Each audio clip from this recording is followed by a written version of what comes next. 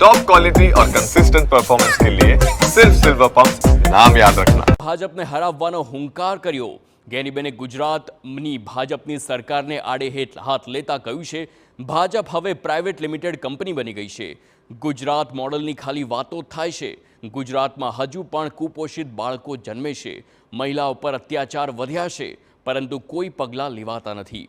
કોંગ્રેસ ભલે સત્તામાં ન હોય, પણ અમે સૌને સાથે મળીને ભાજપને હરાવીશું।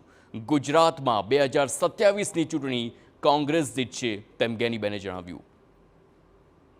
को भारतीय जनता पार्टी स्टेट में हो या जहां सेंट्रल गवर्नमेंट में और जहां भी स्टेट में उसकी जहां सत्ताएं हैं, पावर है, वहां लोगों को सेवा करने की बात योजनाएं नहीं बना रही है, लेकिन वो भ्रष्टाचार के लिए ही सभी योजनाएं बना रही है।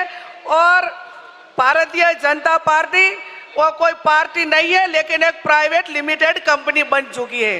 तो आने वाले दिनों में अब सब साथ मिलकर, जो हमारे नेता राहुल जी ने पार्लियामेंट में बताया कि अगले बार हम गुजरात में चुनाव जीतेंगे, तो सब कांग्रेस के हमारे कार्यकर्ताओं के सीनियर लीडरों की, आपकी सबकी जिम्मेदारी है।